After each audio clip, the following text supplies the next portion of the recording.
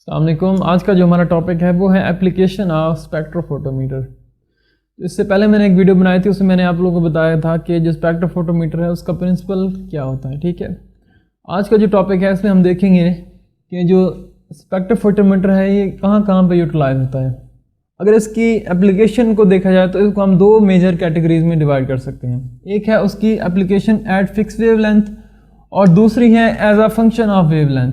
ये है उसकी दो मेजर कैटेगरीज जिसकी बेस पे इसको हम यूटिलाइज कर सकते हैं। अगर इसमें देखें फिक्स वेवलेंथ में, इसमें हम जो स्पेक्ट्रोफोटोमीटर को यूटिलाइज करते हैं उसमें जो वेवलेंथ होती है लाइट की, स्पेशली अगर देखें अगर हम यूवी रीजन को या फिर विजिबल अगर है स्पेक्ट्रोफोटोमीटर, तो उसमें जो हम वेवलेंथ यूटिलाइज करेंगे उसकी जो वेवलेंथ होगी वो स्पेसिफिक होगी। मसलन हम अगर डीएनए को स्टडी करना चाह रहे हैं तो हम 260 के ऊपर हम जो लाइट है वो यूज़ करेंगे, इस वेवलेंथ की लाइट यूज़ करेंगे। अगर हम जो है प्रोटीन उसकी स्टडी करना चाह रहे हैं तो फिर हम 280 नैनोमीटर वाली लाइट यूज़ करेंगे। यानी कि इसमें जो वेवलेंथ हम यूज़ करेंगे वो स्पेसिफिक होगी। ठीक है, एक किसी ख़ास रेंज के अंदर नहीं होगी वेवलेंथ जो है। और ये हमेशा ही क्वांटिटेटिव पर्पस के लिए यूज़ किया जाता है। जब हम फिक्स वेवलेंथ को यूज़ करते हैं तो वो क्वांटिटेटिव पर्पस के लिए यूज़ किया जाता है। क्वांटिटेटिव पर्पस मीन्स कि जब किसी भी मॉलिक्यूल की कंसंट्रेशन मालूम करनी हो, ठीक है, तब हम फिक्स वेवलेंथ को यूज़ करेंगे। या फिर हम एप्सिलॉन जो है, एप्सिलॉन है कोफिशिएंट ऑफ एब्जॉर्प्शन जो होता है, ठीक है, ये बेयर-लैम्बर्ट लॉ जो है उसमें एप्सिलॉन जो है उसका जिक्र है। बेयर-लैम्बर्ट लॉ के मुताबिक absorption is equal to epsilon l c. ठीक है, तो अगर जो है कंसंट्रेशन इसको मालूम करना हो और जो एप्सिलॉन है इसको मालूम करना हो, तब हम जो वेवलेंथ यूज़ करेंगे वो क्या होगी, स्पेसिफिक होगी। तभी हम जो मॉलिक्यूल होंगे, हमारे जो डिज़ायर्ड मॉलिक्यूल होंगे उसको हम स्टडी कर सकते हैं। मसलन जैसे डीएनए के लिए 260 और प्रोटीन के लिए 280 यूज़ करेंगे। अब अगर यहाँ इस तरफ आ जाएं as a function of wavelength, इसका मतलब क्या होता है? इसका मतलब ये है कि इसमें जो हम वेवलेंथ यूज़ करेंगे उसके जो रेंज है वो ब्रॉड होगी। इसमें हमने जो वेवलेंथ यूज़ की थी वो क्या थी, स्पेसिफिक होगी। इसमें जो वेवलेंथ होगी उसकी रेंज क्या होगी, ब्रॉड होगी। मसलन जैसे कि हम इस तरह यूज़ कर सकते हैं, 600 से लेके 300 नैनोमीटर की लाइट यूज़ कर सकते हैं। तो इसमें देखें कि वेवलेंथ ऑफ लाइट जो है वो स्पेसिफिक नहीं है बल्कि एक रेंज के अंदर है। ठीक है, और ये मोस्टली क्या होते हैं, स्कैनिंग पर्पस के लिए हम इसको यूज़ करते हैं। स्कैनिंग का काम क्या होता है? मसलन कोई चीज़ अगर जैसे आपके कंप्यूटर में वो होता है वायरस स्कैनर होता है, उसका काम क्या होता है कि कंप्यूटर की जो फाइल्स हैं उसको स्कैन करता है और उसको जो डिज़ायर्ड फाइल मिलती है उसको स्कैन करके हमें हमारे सामने लेके आता है। ठीक है, तो इसमें भी यही होता है कि जब हम उसको as a function of wavelength use कर रहे होते हैं तो इसमें हम एक ख़ास रेंज की जो होती है वेवलेंथ उसको यूटिलाइज करते हैं। ठीक है, अब फ़र्ज़ करें हमारे पास कोई एक सैंपल है, ठीक है, और उसमें हमारे उसकी जो उसकी जो कंपोजिशन है वो अननोन है। ठीक है, उसमें हम देखना ये चाह रहे हैं कि इसके अंदर कौन कौन से मॉलिक्यूल प्रेजेंट हैं। ठीक है, यानी कि एक मिक्सचर है, इसकी जो कंपोजिशन है वो अननोन है, हमें पता नहीं है कि इसके अंदर कौन कौन से मॉलिक्यूल होंगे। तो इसको हम क्या करेंगे, स्कैन करेंगे। ठीक है, तो इसमें से फर्ज करें हम ये जो है, जैसे मैंने आप लोगों को बताया कि 600 से लेके 300 नैनोमीटर की जो लाइट है वो हमने इसके अंदर से पास कर ली। ठीक है, तो हमें कुछ इस तरह से एब्जॉर्प्शन शो हुई कि कुछ हुई है, यानी कि 415 के ऊपर इसकी एब्जॉर्प्शन शो हुई है, 415 के ऊपर। ठीक है, और बाकी थोड़ी थोड़ी सी एब्जॉर्प्शन शो हुई है, लेकिन मोस्टली कहाँ पे हुई है, 415 नैनोमीटर की जो लाइट थी उसके ऊपर एब्जॉर्प्शन शो हुई है। तो इसका मतलब क्या हुआ, इसका मतलब ये है कि ये जो हमारा सैंपल था इसके अंदर ऑक्सी हीमोग्लोबिन जो है वो प्रेजेंट है, क्योंकि जो ऑक्सी हीमोग्लोबिन होती है वो 415 सेंटीग्रेड के ऊपर एब्जॉर्प्शन शो करती है। ठीक है, तो यानी कि जब हम as a function of wavelength use करेंगे स्पेक्ट्रोफोटोमीटर को, तो इसमें हम क्या करते हैं, किसी भी हमारे सैंपल के अंदर अननोन मॉलिक्यूल जो है उसको हम आइडेंटिफाई कर सकते हैं। ठीक है, तो इसी वजह से ये जैसे क्वांटिटेटिव पर्पस के लिए यूज़ होता है, तो ये इसको हम यूज़ करेंगे क्वालिटेटिव पर्पस के लिए। ठीक है, तो ये हैं उसके दो मेजर एप्लीकेशंस। ठीक है। फिर इसी की बेस पे हम इसको फर्दर देखेंगे कि कहाँ कहाँ पे इसको मज़ीद हम देखेंगे कि जैसे कंसंट्रेशन हम मालूम करेंगे तो उसके लिए क्या प्रोसेस होगा, ठीक है। इसी तरह अननोन मॉलिक्यूल जो है उसको हम एक दो एग्जांपल के साथ देखेंगे। तो फर्स्ट ऑफ ऑल हम देखते हैं कि जो कंसंट्रेशन होती है उसको हम कैसे मालूम करेंगे, यानी कि जब हम फिक्स वेवलेंथ के ऊपर लाइट को यूज़ करेंगे स्पेक्ट्रोफोटोमीटर में, तो कंसंट्रेशन को कैसे हम मालूम कर सकते हैं उसको हम आइए डिटेल में देखते हैं। तो अब हम देखते हैं कि हमारे पास एक सैंपल है, उसमें हमने देखने हैं कि उसकी कंसंट्रेशन कितनी है। फ़र्ज़ करें हमारे पास सैंपल जो है वो है DNA, हमारे पास जो सैंपल है वो है DNA। तो DNA की हमने कंसंट्रेशन चेक करनी है कि हमारे सैंपल में DNA कितना प्रेजेंट है, ठीक है। तो लैम्बर्ट लॉ के मुताबिक क्या है, जितनी ज़्यादा एब्जॉर्प्शन होगी, यानी कि जब हम इसके ऊपर लाइट फेंकेंगे एक ख़ास वेवलेंथ के अंदर, क्योंकि अब हम क्या कर रहे हैं एज अ क्वान्टिटेटिवली इसको यूज़ कर रहे हैं क्योंकि कंसंट्रेशन मालूम करनी है, तो उसमें जो हम लाइट फेंकेंगे वो क्या होगी, स्पेसिफिक वेवलेंथ की होगी। तो हम अप्रॉक्सीमेटली 260 वाली जो होगी नैनोमीटर वाली लाइट जो है वो मोस्टली हम इसके ऊपर फेंकेंगे हमारे सैंपल के ऊपर, ठीक है। तो अब ये जो सैंपल होगा जितनी ज़्यादा लाइट एब्जॉर्ब करेगा उतनी ज़्यादा कंसंट्रेशन होगा, यानी कि एब्जॉर्प्शन क्या है, डायरेक्टली प्रोपोर्शन है कंसंट्रेशन के। ये है अकॉर्डिंग टू बीयर्ड-लैम्बर्ट लॉ, और उसकी इक्वेशन कुछ इस तरह से होती है A is equal to epsilon LC, ठीक है। यानी कि हम कंसंट्रेशन को कैसे मालूम कर सकते हैं, अगर इसको इधर लिखें हम C is equal to A epsilon L, यानी कि अगर हम एब्जॉर्प्शन जो है उसको मेजर कर लें, और L जो है ये होती है हमारी जो क्यूवेट होती है उसकी जो थिकनेस होती है वो L उसको शो करता है, और जो एप्सिलॉन है ये मैंने आप लोगों को पहले बताया जैसे ये क्या है, कोएफिशिएंट ऑफ एब्जॉर्प्शन है, ठीक है। तो अब जब हम इसके एब्जॉर्प्शन को मेजर कर लेंगे, इसके एप्सिलॉन का हमें पता होगा यानी कि कोएफिशिएंट ऑफ एब्जॉर्प्शन का, और इसकी थिकनेस ऑफ जो है क्यूवेट उसका पता होगा, तब हम इजीली जो है कंसंट्रेशन को मालूम कर सकते हैं, ठीक है। तो अब हम देखते हैं कि जो एब्जॉर्प्शन है इसको कैसे मेजर किया जाता है, यानी कि इसमें कुछ टेक्निकल डिफ़िकल्टीज होती हैं, उसको हम थोड़ा देखते हैं। तो एब्जॉर्प्शन को मेजर करने के लिए हम क्या करते हैं, जो हमारा सैंपल होता है, जो हमें रिक्वायर्ड सैंपल होता है, सिर्फ उसकी ही एब्जॉर्प्शन देखनी पड़ती है। मसलन जैसे हमारे पास DNA है, जैसे मैंने पहले आप लोगों को एग्जांपल दी कि अगर हमारे पास DNA है तो सिर्फ DNA की ही एब्जॉर्प्शन को हमने मेजर करना है, इसके अलावा जितने भी कंपोनेंट्स होंगे उसकी हमने एब्जॉर्प्शन नहीं करनी, क्योंकि क्या होता है कि एब्जॉर्प्शन जितनी ज़्यादा होगी उसका मतलब है कंसंट्रेशन भी उतनी ज़्यादा होगी, ठीक है। तो इसका मतलब ये है कि जो हमारा DNA के अलावा जो कंपोनेंट्स होंगे उसकी हमने कंसंट्रेशन मालूम नहीं करनी, हमारा जो रिक्वायर्ड सैंपल है वो है DNA, ठीक है। और ये हमेशा आप लोगों ने याद रखना है कि जो हमारा सैंपल होता है वो कभी भी प्योर फॉर्म में नहीं होता, ठीक है। तो वो किसी ना किसी सोल्यूशन की फॉर्म में होता है, ठीक है। तो सोल्यूशन जो आप लोगों को पता है, सोल्यूशन के कौन कौन से कंपोनेंट्स होते हैं, सोल्यूशन जो होता है वो दो कंपोनेंट्स से मिलकर बना होता है, एक होता है सॉल्वेंट और दूसरा होता है सोल्यूट, ठीक है। जो हमारा सैंपल होता है वो हमेशा ही सोल्यूट की फॉर्म में होता है, तो यानी कि जो हमारा DNA होगा वो होगा सोल्यूट की फॉर्म में। अब क्योंकि सोल्यूट के साथ साथ सॉल्वेंट भी प्रेजेंट है यहाँ पे, अगर यहाँ पे पूरा एक जो सोल्यूशन है उसमें DNA भी होगा प्लस सॉल्वेंट भी होगा, तभी मिलके ये क्या बनाएंगे, सोल्यूशन बनाएंगे। अब हमें जो एब्जॉर्प्शन चाहिए जस्ट किसकी मेजर करनी है, जस्ट DNA की एब्जॉर्प्शन को मेजर करना है, हमने सॉल्वेंट की एब्जॉर्प्शन को मेजर नहीं करना, ठीक है। तो इसके लिए जो हम प्रोसेस यूज़ करते हैं उसको हम कहते हैं जीरोइंग ऑफ इंस्ट्रूमेंट, या इसको हम कहते हैं जीरो कैलिब्रेशन भी कहते हैं, ठीक है। अब इसमें हम करते क्या हैं, इसमें हम ये करते हैं कि जो सॉल्वेंट की एब्जॉर्प्शन होती है इसको हम ज़ीरो कर देंगे।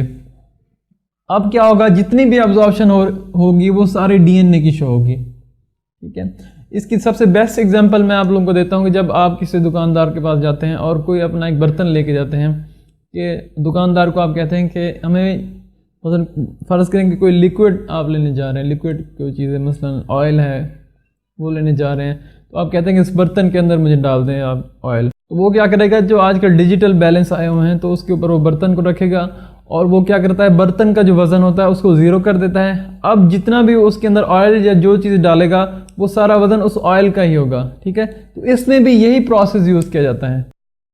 तो हमने क्या करना है, जस्ट जो डीएनए है इसकी अब्जॉर्बेंस को मेजर करना है, जो सॉल्वेंट की अब्जॉर्बेंस है ये हमें रिकॉर्ड नहीं है, ठीक है। तो अब हम देखते हैं कि जो डीएनए की अब्जॉर्बेंस है उसको कैसे हम मेजर करेंगे या उसको कैसे कैलकुलेट करेंगे।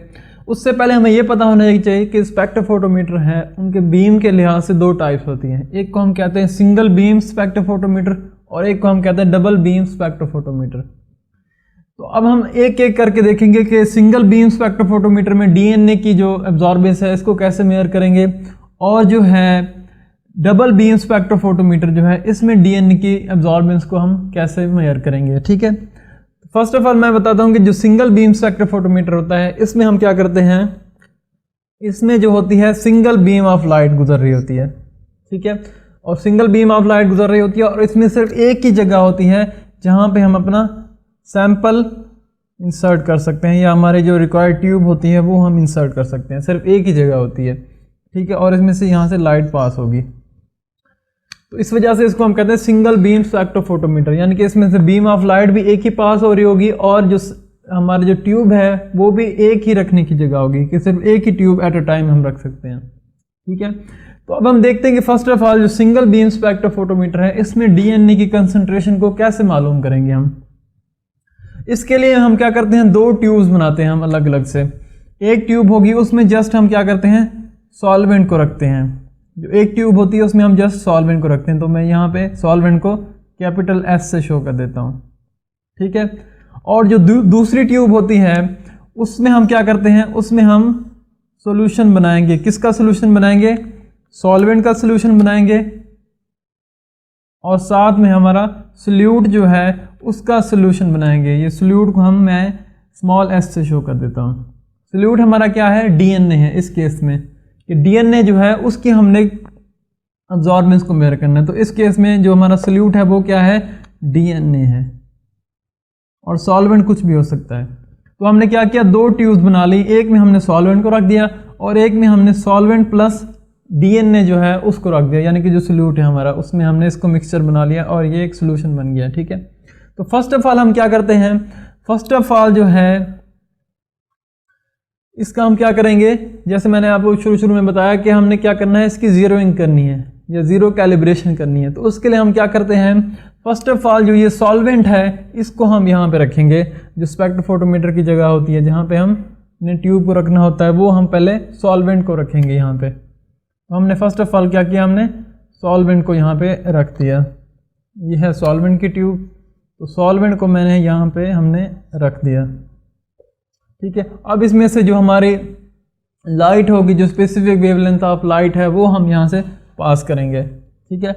तो जब हम इसमें से पास करेंगे तो ये जो सॉल्वेंट होगा ये कुछ ना कुछ अपनी एब्जॉर्बेंस जो है ये शो करेगा,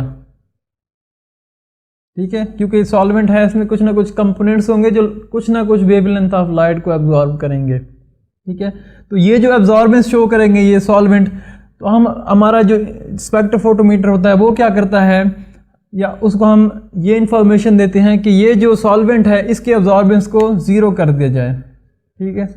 तो वो जो उधर डिजिटली जो होता है वो उसके ऊपर बटन वगैरह होते हैं, हम वो प्रेस करते हैं, जिससे क्या होता है कि जो सॉल्वेंट की एब्जॉर्बेंस होती है वो ज़ीरो हो जाती है, ठीक है। यानी कि अब हमारे जो स्पेक्ट्रोफोटोमीटर है उसको पता चल गया है कि सॉल्वेंट जो है उसकी कंपोजिशन ये वाली है और इस कंपोजिशन की जो एब्जॉर्बेंस होगी वो क्या होगी, इज इक्वल टू ज़ीरो होगी, ठीक है। ये तो हो गया फर्स्ट प्रोसेस, यानी कि फर्स्ट जो सैंपल है वो हमने जो फर्स्ट हमारी ट्यूब थी जिसमें सॉल्वेंट था वो हमने उसकी एब्जॉर्बेंस को ज़ीरो कर लिया यहाँ पे। अब हम क्या करते हैं, अब हम ये करते हैं कि जो दूसरी ट्यूब है जिसके अंदर सॉल्वेंट और सोल्यूट प्रेजेंट है उसको हम इसके अंदर रखेंगे, अब उसी जगह पे यहाँ पे रखेंगे, ठीक है। अब यहाँ पे क्या करेंगे, अब यहाँ पे क्या क्या प्रेजेंट है, यहाँ पे सॉल्वेंट प्रेजेंट है प्लस सोल्यूट प्रेजेंट है। अब क्योंकि हमने पहले से वो इसको जब हमने सॉल्वेंट रखा था तो हमारा जो स्पेक्ट्रोफोटोमीटर है उसको पहले से ही पता चल गया है कि जो सॉल्वेंट है उसकी जितनी भी एब्जॉर्बेंस होगी वो ज़ीरो शो करनी है, ठीक है।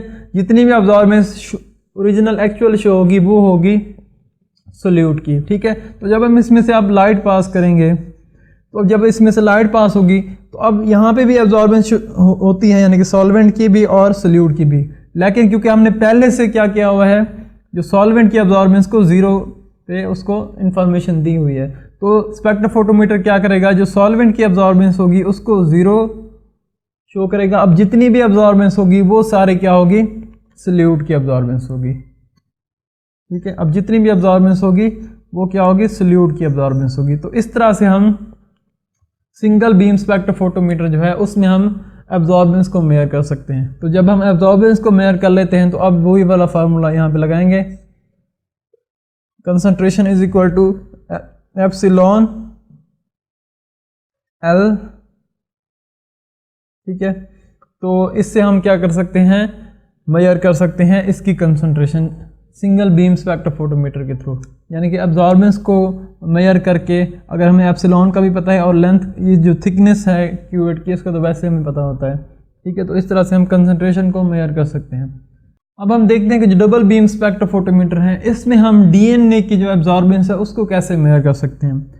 जैसे इसमें देखिए सिंगल बीम स्पेक्ट्रोफोटोमीटर था, तो इसमें देखिए एक ही बीम ऑफ लाइट आ रही थी और एक ही जगह भी थी जहाँ पे हम अपना ट्यूब इंसर्ट कर सकते हैं। लेकिन जो डबल बीम स्पेक्ट्रोफोटोमीटर होता है इसमें क्या होता है, इसमें बीम ऑफ लाइट भी 2 होंगी, ठीक है। यानी पहले एक ही लाइट होती है, वो फिर डिवाइड हो जाती है और डिवाइड होके 2 में कन्वर्ट हो जाती है, ठीक है। तो इसमें बीम ऑफ लाइट भी 2 होंगी, यानी कि ये 1 बीम और ये दूसरी बीम है, ठीक है, ठीक है। और दोनों सेम ही है बीम ऑफ लाइट। और इसमें जो नंबर ऑफ ट्यूब्स रखने की जगह होगी वो भी 2 ही होंगी, एक यहाँ पे होगी ट्यूब रखने की जगह और एक यहाँ पे होगी ट्यूब रखने की जगह, ठीक है। इस वजह से इसको हम कहते हैं डबल बीम स्पेक्ट्रोफोटोमीटर। अब इसमें हम देखते हैं कि इसमें डीएनए की एब्जॉर्बेंस को हम कैसे मेजर करेंगे। इसमें भी हम क्या करेंगे, 2 ही जो ट्यूब्स हैं वो बनाएंगे जैसे हमने सिंगल बीम में बनाई थी, यानी कि एक में हम क्या रखेंगे, जस्ट सॉल्वेंट रखेंगे और जो दूसरी ट्यूब है उसमें हम सॉल्वेंट प्लस सोल्यूट। जो सॉल्वेंट होता है उसमें वो सारे कंपोनेंट्स होते हैं सिवाय डीएनए के, ठीक है। और जो हमारा सोल्यूशन वाला होता है उसमें होते हैं सॉल्वेंट प्लस सोल्यूट होता है। तो अब इसमें हम क्या, इसमें भी हमने क्या किया, 2 ट्यूब्स बना ली। तो अब हम इसमें करेंगे क्या, एट अ टाइम दोनों ट्यूब को रख देना है। एक ट्यूब को हम रख देंगे इधर और एक ट्यूब को हम रख देंगे इधर, यानी सॉल्वेंट वाली ट्यूब है वो हमने यहाँ पे रख दी और जो सोल्यूशन वाली है यानी कि सॉल्वेंट प्लस जो है सोल्यूट वो वाली ट्यूब हमने यहाँ पे रख दी। ये होता है सैंपल वाला पोर्शन और ये होता है रेफरेंस पोर्शन जो होता है। जो सैंपल वाला पोर्शन होगा, जो होता है रेफरेंस पोर्शन में जो भी चीज़ प्रेजेंट होगी वो सैंपल वाले पोर्शन में से माइनस हो जाएगी उसकी एब्जॉर्बेंस। यानी कि यहाँ पे एब्जॉर्बेंस आई है जो है हमारा, जो ये रेफरेंस वाला पोर्शन था, यहाँ पे एब्जॉर्बेंस आई थी 0.07, ठीक है। और यहाँ पे जो एब्जॉर्बेंस आई है, टोटल एब्जॉर्बेंस जो आई है वो आई है हमारे पास, यानी कि इसमें सॉल्वेंट भी प्रेजेंट है और सोल्यूट भी प्रेजेंट है, इन दोनों की टोटल एब्जॉर्बेंस आई है 0.6, ठीक है।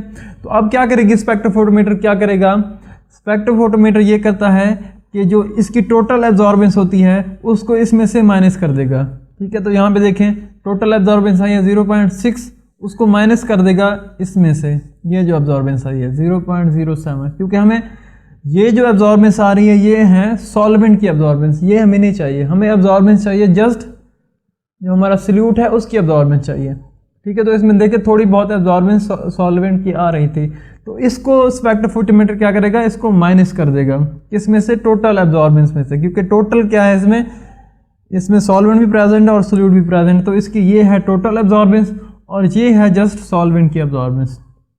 तो जब इसमें से इसको हम माइनस करेंगे तो ये हमारे पास रिजल्ट आएगा 0.53। तो ये जो 0.53 है एब्जॉर्बेंस हुई है वो जस्ट किसकी है, सोल्यूट की है एब्जॉर्बेंस। इसमें से जो सॉल्वेंट की एब्जॉर्बेंस है वो माइनस हो गई है, ठीक है। तो इसको हम कहते हैं जीरो कैलिब्रेशन या जीरोइंग ऑफ इंस्ट्रूमेंट। इसके थ्रू हम क्या करते हैं, जस्ट जो हमारा सॉल्वेंट होता है, सोल्यूट जो होता है उसकी हम एब्जॉर्बेंस को मेजर करते हैं। जो सॉल्वेंट उसके अंदर होता है सोल्यूट, यानी सॉल्वेंट और सोल्यूट का जो मिक्सचर होता है उसमें हम सॉल्वेंट की एब्जॉर्बेंस को मेजर नहीं करते, जस्ट हम सोल्यूट की एब्जॉर्बेंस को मेजर कर सकते हैं, ठीक है। तो जब हम एब्जॉर्बेंस को मेजर कर लेंगे तो इस फार्मूले के थ्रू हम कंसंट्रेशन को भी मालूम कर सकते हैं। तो ये तो थी उसकी फर्स्ट एप्लीकेशन जो है स्पेक्ट्रोफोटोमीटर है, उसकी हमने फर्स्ट एप्लीकेशन पढ़ ली। इसके बाद हम उसकी सेकंड एप्लीकेशन है वो हम देखते हैं वो क्या होगी, इसकी सेकंड एप्लीकेशन क्या हो सकती है। जो इसकी सेकंड एप्लीकेशन है वो है आइडेंटिफिकेशन ऑफ अननोन मॉलिक्यूल, यानी कि हमारा जो सैंपल है उसके अंदर कुछ ऐसे मॉलिक्यूल पड़े हैं जिसके हमें नहीं पता कि इसमें कौन कौन से मॉलिक्यूल प्रेजेंट है। तो हम क्या कर सकते हैं, स्पेक्ट्रोफोटोमीटर की मदद से हम क्या कर सकते हैं, उसको आइडेंटिफाई कर सकते हैं कि हमारे सैंपल के अंदर कौन कौन से मॉलिक्यूल प्रेजेंट है। तो इसको हम कैसे इसको यूटिलाइज कर सकते हैं, जैसे कि मैंने आप लोगों को प्रिंसिपल में बताया था कि हर मॉलिक्यूल जो होते हैं उनकी एक ख़ास एनर्जी होती है, हर मॉलिक्यूल की एक स्पेसिफिक एनर्जी होती है। तो इसी वजह से क्या होता है कि हर मॉलिक्यूल क्या करता है, एक ख़ास वेवलेंथ ऑफ लाइट जो होगी उसको ही एब्जॉर्ब कर सकता है। जैसे मैंने आपको शुरू में एग्जांपल दी थी कि जो डीएनए है वो क्या करता है 260 नैनोमीटर के ऊपर एब्जॉर्बेंस को शो करता है, यानी कि 260 नैनोमीटर की जो लाइट होगी सिर्फ उसी को एब्जॉर्ब करता है डीएनए। इसी तरह जो प्रोटीन है वो क्या करता है 280 नैनोमीटर की जो लाइट होती है उसको एब्जॉर्ब करता है। इसी तरह थायमीन जो होता है वो क्या करता है, वो 260 और 280 के दरमियान जो है वो एब्जॉर्बेंस शो करता है, ठीक है, थायमीन। तो इस तरह से हर मॉलिक्यूल क्या करता है, एक ख़ास स्पेसिफिक वेवलेंथ जो होती है उसमें एब्जॉर्बेंस को शो करता है, ठीक है। तो इसी जो इसकी इनके प्रॉपर्टीज़ होती हैं इन मॉलिक्यूल्स की, इसी की प्रॉपर्टीज़ की बेस पे हम क्या कर सकते हैं, उस मॉलिक्यूल को आइडेंटिफाई कर सकते हैं, ठीक है। मतलब यहाँ जैसे कि यहाँ पे हमारे पास एक सैंपल है, अननोन सैंपल है, उसमें हमें नहीं पता कि इसके अंदर कौन कौन से मॉलिक्यूल प्रेजेंट हैं, ठीक है। तो हम क्या करेंगे, इनकी स्कैनिंग करेंगे। तो जैसे मैंने आप लोगों को शुरू में बताया था कि इसमें जो वेवलेंथ यूज़ करेंगे वो स्पेसिफिक वेवलेंथ नहीं होगी, हम क्या यूज़ करेंगे, एक ख़ास रेंज के अंदर वेवलेंथ ऑफ लाइट को यूज़ करेंगे। यानी कि इसमें हम फ़र्ज़ करें यूज़ कर रहे हैं 600 से लेके 300 या 200 नैनोमीटर तक जो है वो हम लाइट यूज़ कर रहे हैं, ठीक है। अब हमने क्या किया, इस रेंज की जो लाइट है हमेशा हमने जो वेवलेंथ है वो जो लॉन्ग वेवलेंथ होगी वहाँ से स्टार्ट करना है। यानी कि हमने पहले 600 नैनोमीटर की लाइट है वो फेंकनी है ऐसा ऐसा, यानी कि हाई से शुरू करनी है वेवलेंथ से और लो की तरफ आना है, ठीक है। अब हम यहाँ पे अगर एक ग्राफ बनाएं तो यहाँ पे होगी एब्जॉर्बेंस और यहाँ पे है वेवलेंथ, ठीक है। तो यहाँ पे फर्ज करें ये है 600 नैनोमीटर, ये होगी 5, ये होगी 400, ये होगी 300 नैनोमीटर और इसी तरह ये होगी 200 नैनोमीटर, ठीक है। तो अब यहाँ पे फ़र्ज़ करें कुछ ग्राफ इस तरह का बना है,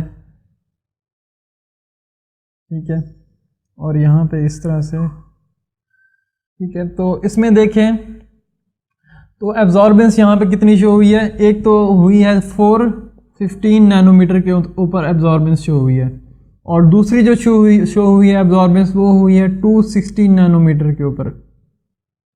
तो इसका क्या मतलब हुआ, इसका मतलब ये हुआ कि जो हमारा सैंपल है उसके अंदर क्या क्या प्रेजेंट है। एक तो हमें पता होगा कि जो 450 नैनोमीटर है वो कौन सा मॉलिक्यूल इस वेवलेंथ की जो लाइट एब्जॉर्ब करता है, वो होता है ऑक्सी हीमोग्लोबिन। तो इसका मतलब है कि एक तो हमारे सैंपल के अंदर ऑक्सी हीमोग्लोबिन है, ठीक है, और दूसरा है 260 नैनोमीटर के ऊपर एब्जॉर्बेंस हुई है। तो इसका मतलब क्या हुआ कि हमारे जो सैंपल है उसमें ऑक्सी हीमोग्लोबिन के साथ साथ डीएनए भी प्रेजेंट है, ठीक है। तो इस तरह से हम स्कैन कर सकते हैं, किसी भी जो हमारा सैंपल होता है उसको हम स्कैन कर सकते हैं और आइडेंटिफाई कर सकते हैं कि हमारे सैंपल के अंदर कौन कौन से मॉलिक्यूल प्रेजेंट है। ये है उसकी सेकंड एप्लीकेशन। इसके बाद हम देखते हैं उसकी थर्ड एप्लीकेशन क्या होगी स्पेक्ट्रोफोटोमीटर की। थर्ड जो इसकी एप्लीकेशन है वो है kinetics of chemical reaction. Kinetics of chemical reaction का मतलब ये होता है कि इसमें हम ये देख सकते हैं कि हमारा जो केमिकल रिएक्शन है वो फॉरवर्ड मूव कर रहा है या नहीं कर रहा। फर्ज करिए यहाँ पे एग्जांपल देता हूँ आप लोगों को कि हमारे पास जो रिएक्टेंट है वो है A + B और ये कन्वर्ट हो रहे हैं किसमें, प्रोडक्ट में C + D में, ठीक है, सपोज कर लें आप लोग।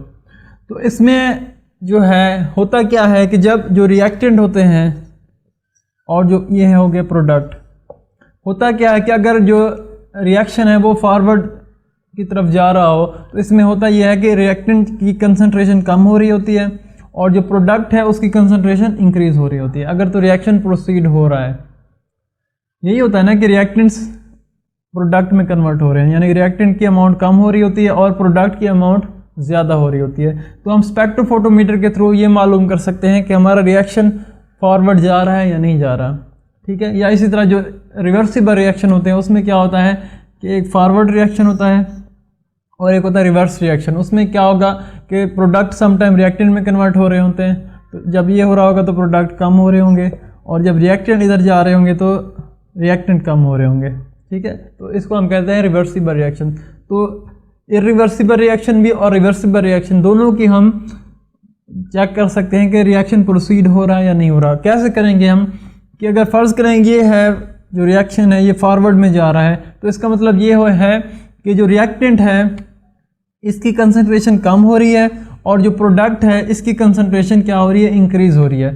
तो इसका मतलब ये है कि कंसंट्रेशन, जैसे मैंने आप लोगों को बताया था कि कंसंट्रेशन क्या होती है अकॉर्डिंग टू स्पेक्ट्रोफोटोमीटर में जो बेल लैम्बर्ट लॉ है उसके मुताबिक क्या है, concentration is directly proportion to absorbance, ठीक है। तो ये जो हमारे रिएक्टेंट होंगे इनकी एब्जॉर्बेंस क्या हो रही होगी,